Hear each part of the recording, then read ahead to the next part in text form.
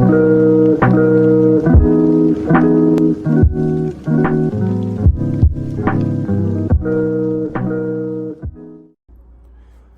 up, YouTube? Back with another video, and this video is not some of the videos that I usually do. I usually do video game content and sports content, but today I'm gonna be giving some advice on the military.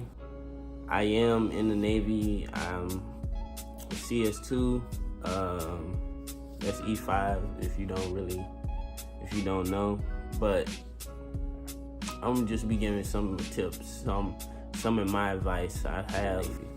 Alright, so my first piece of advice is to come in with a set goal, set plan. I know it sounds kind of, everybody always says go into anything with a plan, set goals, and that is real. That's real advice. Because I know I came in younger at 18. I just, I was like, man, I'm just coming to do, I'm gonna do 20 years and I'm gonna be in this Navy thing forever. Not forever, but, I was gonna do the 20 years and then get out or retire or whatever.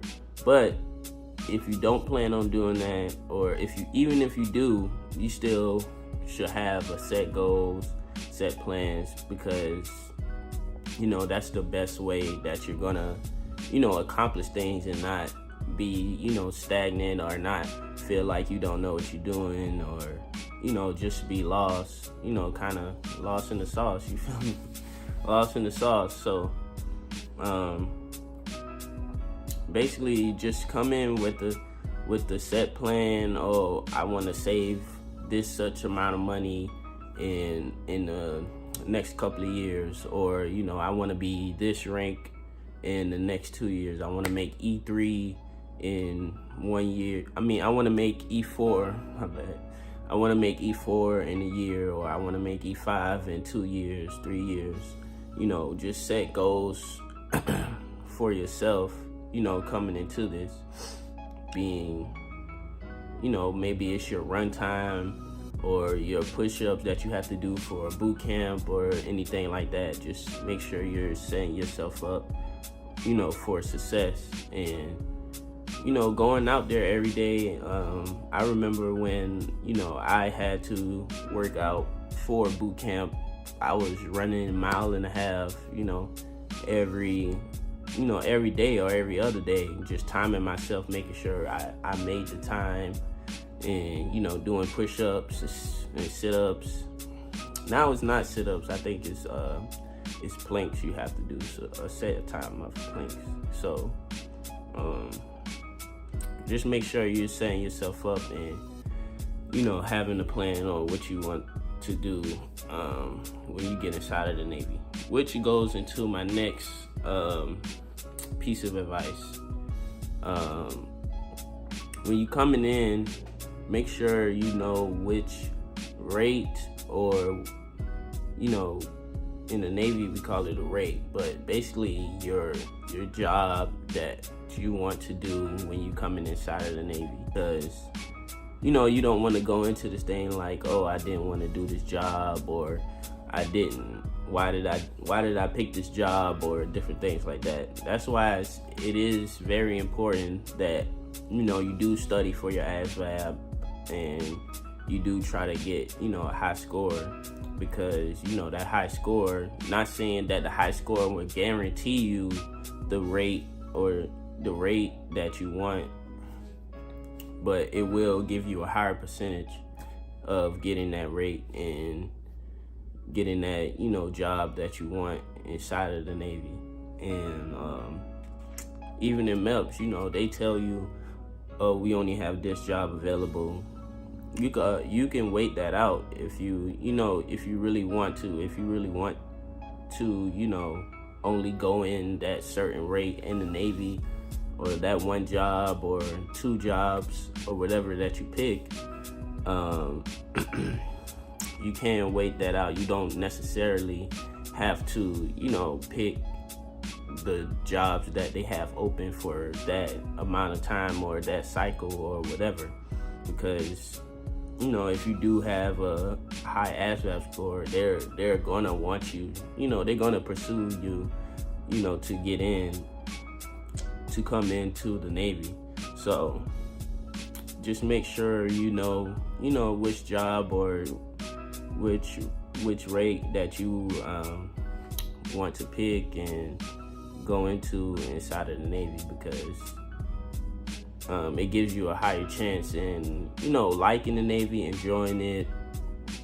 Even if you pick something that you want to do, by the time you get out, you'll have already experience in that. Basically, you'll have experience, say for instance, IT, you know, you're IT in the Navy and you want to do that outside of the Navy as well, okay? When you get out, you already have experience at doing IT work inside of the Navy, so when you get out, it's a easier transition from if you didn't pick a rate that's IT. Coming. My next piece of advice would be to just do the basics. Just show up on time in the right uniform and just make sure that, you know, you can do the basic, because let me tell you, like, a lot of people can, like a lot of, I don't want to say they can't, but a lot of people don't do the basics. Next piece of advice would basically be to take care of yourself. Find time to speak to family and friends back home. You know, go out places, look up things you could do, you know, outside. Try to meet some friends. I know a lot of people, like, you know, introverted, or, you know, really don't talk a lot. Because, you know, when I first came to the Navy, I was, you know, kind of like that, to where, you know, I really wasn't, like, you know, super friendly with everybody. Really didn't try to have a lot of friends around me. But, you know, being in that, you know, environment on the ship where, you know, everybody's so close, you eventually, you know, start to make friends and start to talk to people, and, you know, and different things like that. But go sightseeing or going to do some of the favorite things you like. Maybe you have a hobby, or, you know, you like to play basketball, or you know, like bowling or different things like that. Just try to make sure you take care of yourself when you have time to as well. Not just to focus so much on, you know, work and different things like that. It's good to, you know, focus on work, but make sure you also have time for yourself. You spend time with yourself. You take care of yourself, because that is important in staying level-headed through all this, because it may not be easy for you, you know, being away from family, or be easy for you to be away from your friends and, you know, people you've known for a very long time. So you have to, you know, just try to make sure you're maintaining that stability within yourself, and, you know, take care of yourself. That's the advice that I have for my people coming into the Navy. And let me know down in the comments if you have any questions or if you have anything like that. But hit that like and subscribe button. That would be greatly appreciated, and I'll see you in the next video. Peace.